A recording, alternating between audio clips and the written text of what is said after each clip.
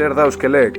Euskelek lanbide heziketako ikasleentzat diseinatutako erronka teknologiko bat da, non ibilgailu elektriko baten diseinua, eraikuntza eta rendimendua baloratzen diren.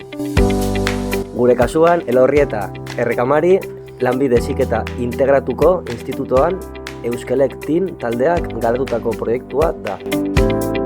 Gaur egun mugikortasunak, krisi energetikoa eta ingurumen arazo handi baten aurrean dago.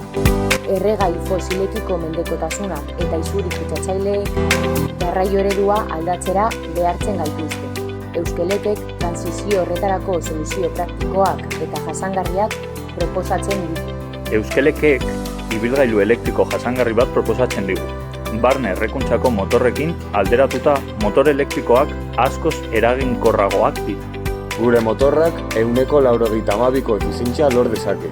Energiaren zati handiena mugimendu bihurtuz eta bero munduan galtzen dena minimizatuz.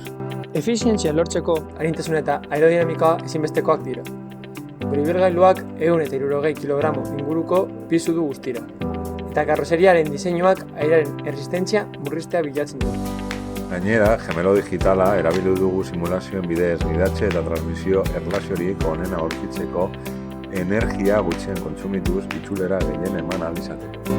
Elorrietako lasterketa autoak ondorengo ezaugarri teknikoak ditu, jasangarritasuna lortzeko. Txasisa altzairuzko egitura tubularra da, arina eta segurua.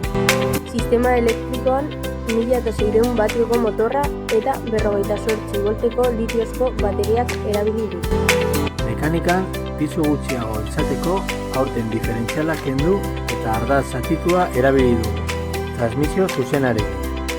Jasangarritasunan, ekonomia zirkularrarekin dugun konpromisua argia da.